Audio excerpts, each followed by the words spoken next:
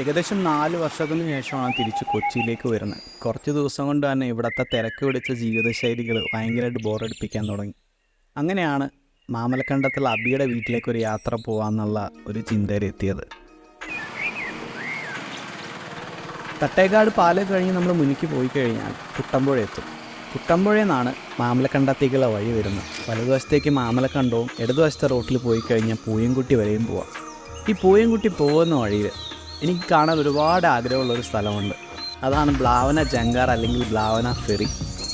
പുഴയ്ക്ക് അക്കരെയുള്ള കുറേ ആദിവാസി ഊരുകളിലേക്കുള്ള ഒരേ ഒരു ഗതാഗത മാർഗമാണ് ഈ ഒരു ജങ്കാർ എന്ന് പറയുന്നത്. അതിരാവിലെ കിഴക്കുന്നു വരുന്ന സൂര്യൻ്റെ രശ്മികളും കുട്ടമ്പുഴയും ഈ ബ്ലാവന ഫെറിയും കൂടെ ഒരു വല്ലാത്ത കോമ്പോസിഷനാണ്.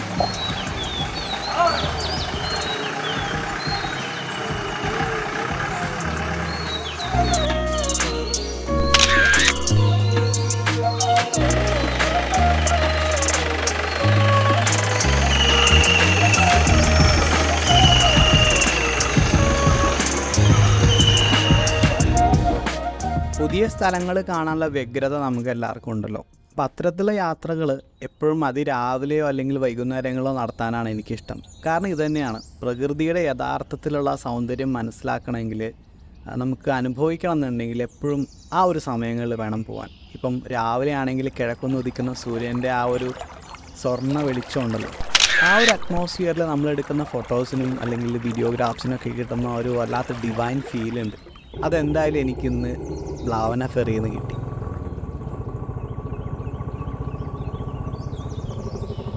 അപ്പോൾ നമ്മുടെ മാമലക്കണ്ടത്തേക്കുള്ള യാത്ര തുടങ്ങി. നമ്മൾ കുട്ടമ്പുഴ എത്തിയിട്ട് മാമലക്കണ്ടത്തേക്കുള്ള ആ റൈറ്റ് സൈഡിലെ വഴിയെടുത്തു. എറണാകുളം ജില്ലയിലെ കോതമംഗലം താലൂക്കിലുള്ള ഒരു മലയോര ഗ്രാമമാണ്, കാടിനകത്തുള്ളൊരു ഗ്രാമമാണ് മാമലക്കണ്ടം. ചുറ്റും മലകളാൽ ചുറ്റപ്പെട്ടതുകൊണ്ട് മാമലകൾക്കിടയിലുള്ളൊരു കണ്ടം, ഒരു കഷ്ണം ഭൂമി എന്ന രീതിയിലായിരിക്കാം മാമലക്കണ്ടം എന്ന പേര് വന്നത്. മാമലക്കണ്ടത്തേക്കുള്ള വഴി തന്നെയാണ് ഇവിടുത്തെ ഏറ്റവും വലിയ ഹൈലൈറ്റ്. കഷ്ടിച്ചൊരു വണ്ടിക്ക് മാത്രം പോകാൻ വലുപ്പമുള്ള ഒരു റോഡ്, പലയിടത്തും പൊട്ടിപ്പൊളിഞ്ഞിട്ട് പലയിടത്ത് കോൺക്രീറ്റ് ഇട്ടിട്ടുള്ള ഒരു മോഡേൺ കാട്ടുവഴി എന്ന് വേണമെങ്കിൽ നമുക്ക് പറയാം. അപ്പോൾ ഇതിൽ കൂടെ 1-2 KSRTC ബസ്സുകളൊക്കെ ഉണ്ട്, പ്രൈവറ്റ് ബസ്സുകളുണ്ട്. നമ്മുടെ കൊറോണ കാലത്താണ് മാമലക്കണ്ടം വളരെ അങ്ങോട്ട് വൈറലായത്. കാരണം മാമലക്കണ്ടത്ത് എലമ്പലാശ്ശേരി ഗവൺമെൻറ് ഹൈസ്കൂളുണ്ട്. ഈ ഗവൺമെൻറ് ഹൈസ്കൂളിൻ്റെ ബാക്കിൽ ആ മലകളുടെ മുകളിൽ നിന്നൊരു വെള്ളച്ചാട്ടം ഒഴുകി വരുന്നുണ്ട് മഴക്കാലത്ത്. അപ്പോൾ ഈ ഒരു സീനിക് ബ്യൂട്ടിയാണ് ശരിക്കും പറഞ്ഞാൽ മാമലക്കണ്ടത്തിനെ ജനങ്ങളിലേക്ക് എത്തിച്ചത്. പിന്നെ ഈ കൊടുങ്കാട്ടിലൂടെയുള്ള യാത്രയും.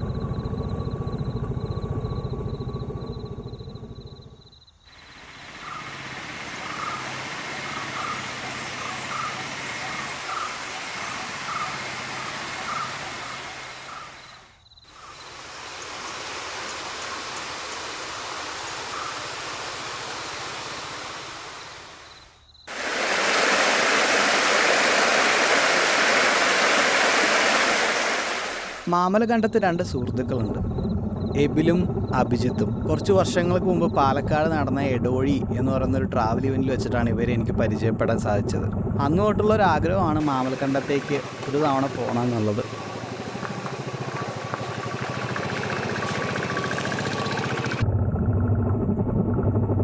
ഞാൻ ഈ യാത്ര കാക്കനാട് നിന്നാണ് തുടങ്ങിയത്. കാക്കനാട് നിന്ന് ഏകദേശം 77 കിലോമീറ്ററോളം വന്നു മാമലക്കണ്ടത്തേക്ക് എത്താൻ. ഞാൻ ഏറ്റവും കൂടുതൽ ആഗ്രഹിച്ചത് ഒരു മഴക്കാലത്ത് മാമലക്കണ്ടം സന്ദർശിക്കണം എന്നുള്ളതാണ്. അതിൻ്റെ കാരണം എന്താണെന്ന് വെച്ചാൽ, മഴക്കാലം ആകുമ്പം ഈ വഴി മുഴുവൻ കോടയായിരിക്കും. ഈ ചെറിയ വഴിയിലൂടെ പോകുമ്പോൾ അത് രാവിലെ ആണെന്നുണ്ടെങ്കിലും വൈകുന്നേരം ആണെന്നുണ്ടെങ്കിലും എപ്പോൾ വേണമെങ്കിലും നമുക്ക് ആനകളെ കാണാൻ പറ്റും. ഒരുപാട് ആനകളുള്ളൊരു ആനക്കാട് തന്നെയാണ് മാമലക്കണ്ടം.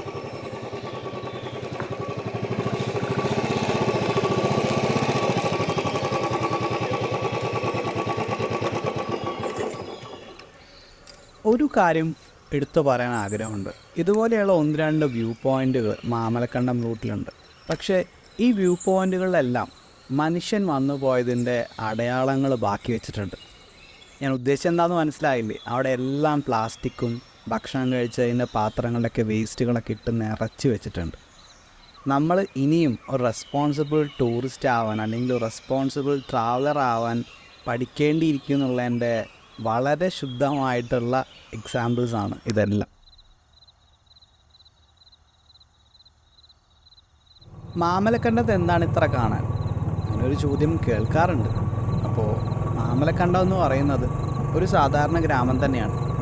അതിനെ ചുറ്റിപ്പറ്റി നിൽക്കുന്ന ആ പ്രകൃതിയുടെ ഒരു ശാന്തതയുണ്ടല്ലോ, അത് അനുഭവിക്കാൻ താല്പര്യമുള്ളവരാണ് മാമലക്കണ്ടത്തേക്ക് പോകേണ്ടത്.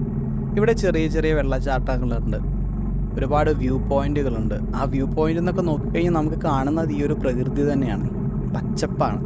അപ്പോൾ നമ്മുടെ മനസ്സൊന്ന് റിലാക്സ് ചെയ്യാൻ, അല്ലെങ്കിൽ കുറച്ച് ശാന്തതയോട് കൂടി എവിടെയെങ്കിലും കുറേ നേരം സ്പെൻഡ് ചെയ്യണമെന്ന് നമുക്ക് തോന്നുകയാണെങ്കിൽ മാമലക്കണ്ടത്തേക്ക് പോകാം. ഒരുപാട് ഹോം സ്റ്റേസൊക്കെ ഇപ്പോൾ മാമലക്കണ്ടത്ത് നിലവിൽ വന്നിട്ടുണ്ട്. അതിൻ്റെ കാരണം സഞ്ചാരികൾ മാമലക്കണ്ടത്തെ തേടി വരുന്നു എന്നുള്ള ഒരു ഫാക്റ്റ് അവിടെ നിലനിൽക്കുന്നതുകൊണ്ട് തന്നെയാണ്.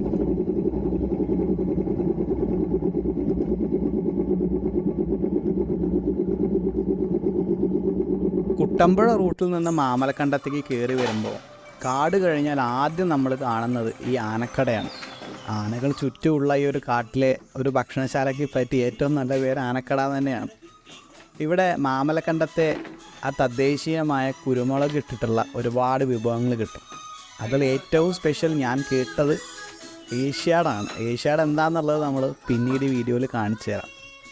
അപ്പോൾ ആനക്കടയിൽ നിന്നൊരു ചെറിയ സോഡാ സർബത്തൊക്കെ കുടിച്ച് നമ്മുടെ ക്ഷീണം മാറ്റിയിട്ട് നമ്മൾ നേരെ മാമലക്കണ്ടം എന്ന ഗ്രാമത്തിലേക്ക് കടക്കുകയാണ്. ഇനി നമ്മൾ നേരെ അബിയുടെ വീട്ടിലേക്കാണ്. പ്രത്യേകിച്ച് പ്ലാനുകളൊന്നും ഇല്ലാതെയാണ് മാമലക്കണ്ടത്തേക്ക് വന്നത്. ഇവിടെ വരണം, അബിയുടെ വീട്ടിലൊരു ദിവസം നിൽക്കണം, പറ്റുന്നത്ര കാഴ്ചകൾ കാണണം. അതിന് ഏറ്റവും നല്ലത് അബിക്ക് ഫ്രീ ഉള്ള ദിവസം പോകാമെന്നുള്ളതാണ്. അങ്ങനെയാണെങ്കിൽ അബിയെ നമുക്ക് കൂടെ കൊണ്ടുപോകാം. അപ്പോൾ അബിയുടെ വീട്ടിൽ പോയിട്ട് ഒന്ന് റെസ്റ്റ് എടുത്തതിന് ശേഷം വേണം ഇനി മാമലക്കണ്ടത്തെ മറ്റ് കാഴ്ചകൾ കാണാൻ.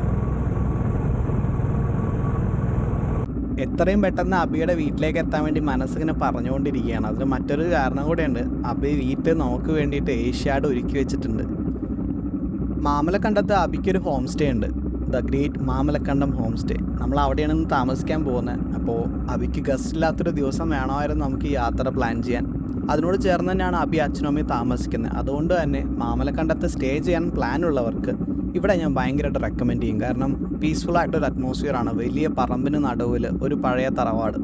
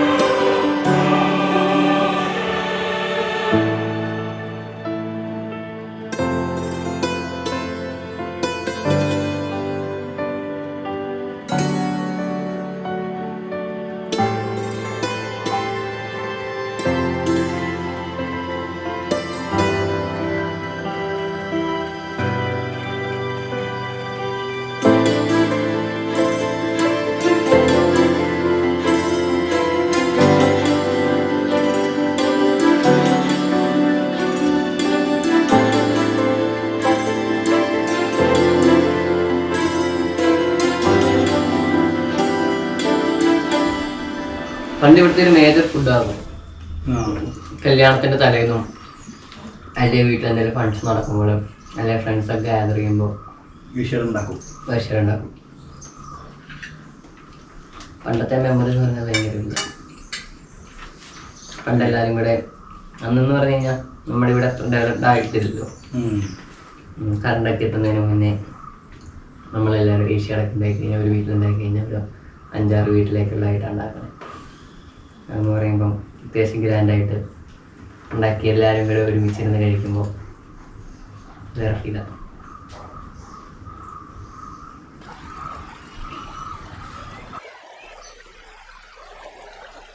അപ്പോൾ ഏഷ്യാഡ് എന്തായാലും കലക്കി. കപ്പയും എല്ലും ഉണക്കിറച്ചിയും കൂടെ മിക്സ് ചെയ്തിട്ടുള്ള ഒരു അടിപൊളി സാധനം.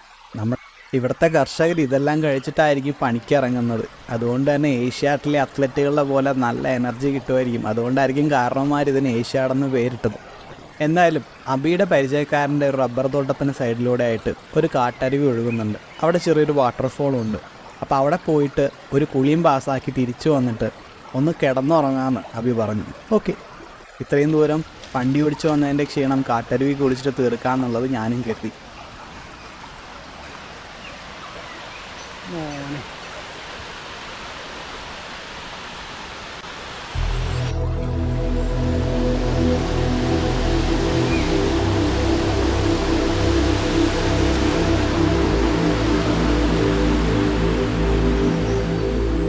പിന്നെ പരിചയമില്ലാത്ത സ്ഥലങ്ങളിൽ പോകുമ്പോൾ എപ്പോഴും ആ നാട്ടിലെ ഒരാൾ നമ്മുടെ കൂടെയുള്ളത് നല്ലതാണ്. അവർക്കാണ് ആ നാട്ടിലെ വഴികളും നമ്മുടെ ചുറ്റുപാടും ഇരിക്കുന്ന എല്ലാ കാര്യങ്ങളും വളരെ വ്യക്തമായിട്ട് അറിയുന്നത്. ഇപ്പോൾ വെള്ളച്ചാട്ടമാണെങ്കിലും ചെറിയ അരുവിയാണെങ്കിലും പുഴയാണെങ്കിലും അതിൽ പതിയിരിക്കുന്ന അപകടങ്ങളെ പറ്റിയിട്ട് വളരെ നന്നായിട്ട് അറിയാവുന്നൊരു നാട്ടുകാരൻ നമ്മുടെ കൂടെ എന്തായാലും വേണം.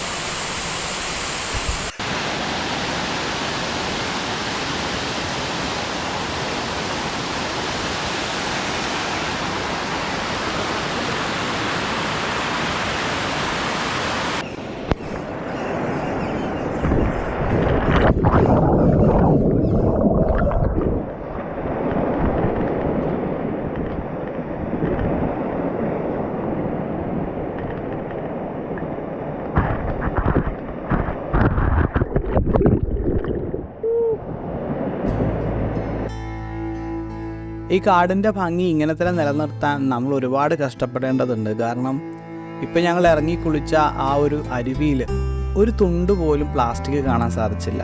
അതിനർത്ഥം മനുഷ്യൻ അധികമൊന്നും കയ്യേറാത്ത സ്ഥലങ്ങളിലൂടെയാണ് ഈ വെള്ളം ഒഴുകി വരുന്നത് എന്നുള്ളതാണ്. നമ്മൾ എവിടെയൊക്കെ പോകുന്നുണ്ട് അവിടെയെല്ലാം നമ്മൾ പ്ലാസ്റ്റിക് ഇട്ട് വരുന്നത് വളരെ മോശമായിട്ടുള്ളൊരു കാര്യമാണ്.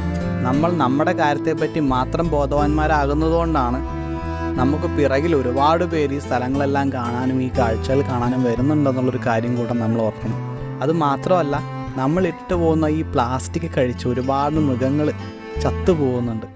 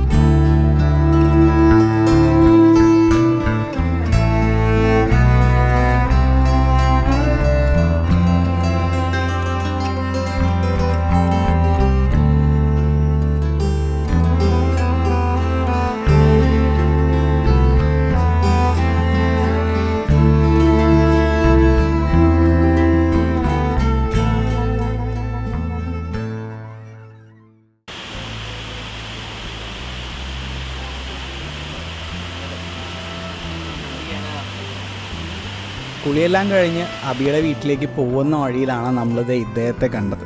എന്തോ ചെറിയ അപകടം പറ്റിയിട്ട് റോഡിൻ്റെ നടുവിൽ അനങ്ങാൻ പറ്റാത്ത രീതിയിലാണ് ആശാൻ ഇരിക്കുന്നത്.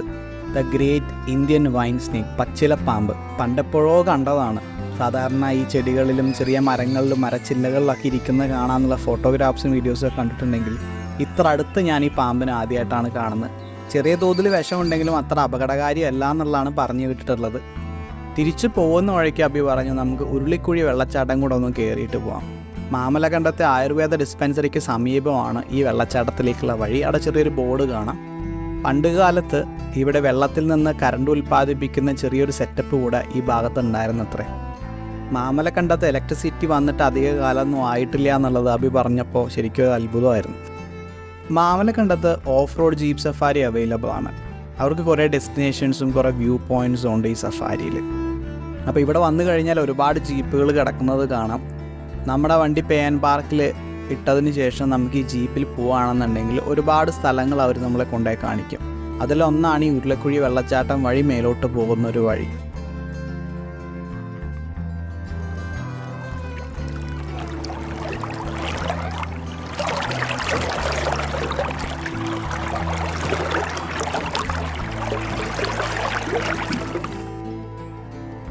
ഒരു മഴ പെയ്യുമ്പോഴേക്കും മാമലക്കണ്ടത്തിൻ്റെ ആ ഒരു ക്യാരക്ടർ മാറും നമുക്ക് പെട്ടെന്ന് മനസ്സിലാവും. മഴ പെയ്ത് മാറുന്നതിൻ്റെ കൂടെ തന്നെ കോട പൊന്തും, അതോടുകൂടി ഒരു തണുത്ത കാറ്റടിക്കും. അതാണ് നമ്മൾ കാത്തിരിക്കുന്ന മാമലക്കണ്ടത്തിൻ്റെ ക്ലൈമറ്റ് എന്ന് പറയുന്നത്. ആ ഒരു മഴയുടെ സുഖത്തിൽ നന്നായിട്ട് ഉറങ്ങി. പെട്ടെന്നാണ് വൈകുന്നേരം ആയൊരു ബോധം വരുന്നത്. അപ്പം തന്നെ ക്യാമറ എടുത്തിട്ട് മാമലക്കണ്ടം ഹൈസ്കൂളിൻ്റെ അടുത്തേക്ക് ഓടി. കാരണം ഇരുട്ടായി കഴിഞ്ഞാൽ വിഷ്വൽസ് നമുക്ക് കിട്ടാനും പാടാണ്. ഒരു മഴ പെയ്തത് കൊണ്ട് നമ്മുടെ ഹൈസ്കൂളിൻ്റെ ബാക്കിലുള്ള മലയിൽ നിന്നിപ്പോൾ വെള്ളച്ചാട്ടം പൊട്ടി പുറപ്പെട്ടിട്ടുണ്ടാവും. ആ വിഷ്വൽ എടുക്കാനാണ് നമ്മൾ ഇപ്പം പോകുന്നത്.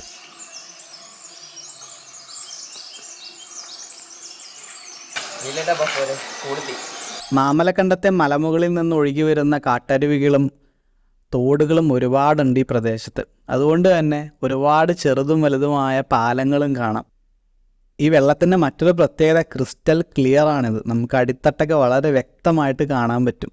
അങ്ങനെയുള്ള ഒരുപാട് നീർച്ചാലുകളും ചെറിയ തോടുകളും അരുവികളൊക്കെ നമുക്കിവിടെ കാണാൻ പറ്റും.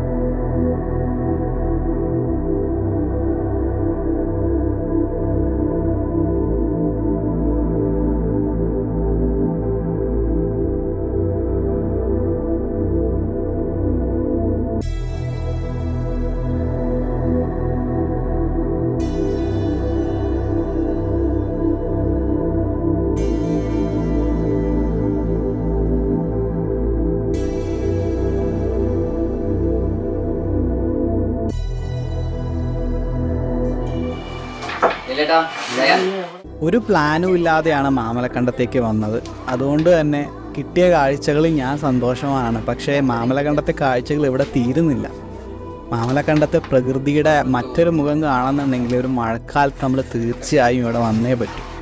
അപ്പോൾ എന്തായാലും വൈകുന്നേരം ചായക്കടയിലെ മാമലക്കണ്ടത്തെ അഭിയുടെ നാട്ടുകാരുടെ കൂടെ കുറച്ച് നേരം ക്യാരം ബോർഡൊക്കെ കളിച്ച് ഒന്ന് കിടന്നുറങ്ങിയതിന് ശേഷം രാവിലെ ഞാൻ തിരിച്ച് കാക്കനാട്ടേക്ക് തന്നെ പോയി. അപ്പോൾ മറ്റൊരു വീഡിയോയിൽ കാണുന്നത് വരെ thank you for watching let's habit media. നമ്മളെ വീണ്ടും സപ്പോർട്ട് ചെയ്യാം.